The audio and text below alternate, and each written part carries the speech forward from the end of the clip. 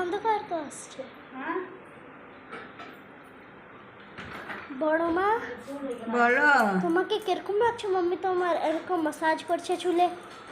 চোখটা খুললে ঘুমাতে একটু আরাম হচ্ছে রে, তাই ঘুমাচ্ছি চোখ বন্ধ করে। না, বলছে তোমার চুলে যে আমি তেল লাগিয়ে দিচ্ছি, তোমার কেমন লাগছে? খুব ভালো, আরাম, আরামে আরাম।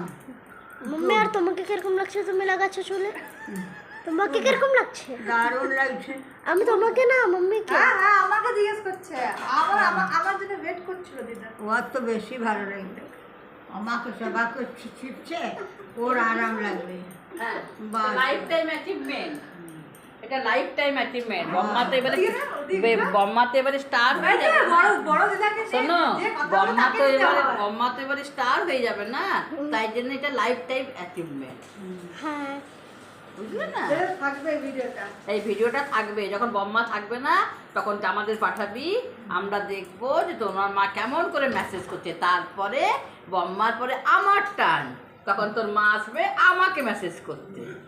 You know? হ্যাঁ, আমি গেলে উঠতাম না, ওর সাথে সাত সাত না, তারপরে তো বয়স তো তারপরে হবে না। মাম্মি অফ করে দিও, আশি হয়ে যাবে, করে দি, বিরক্তি কেন? একদিনে আসি। করে দিও, তোমাকে আর কিছু বলবার আছে? কিছু বলবো না, তুই ভালো করে তেল লাগানো করে দি, অফ করছে। বলবার একটা কথাই আছে আমার। আমি off করে দিই, off যেটা করে দিই, করছিস, আসবে। যেটা করছিস সেটা মন দিয়ে ভালো করে কর। আর কিছু আমার বলার মাম্মি নেই। করে দি। কর বাপ রে বাপ।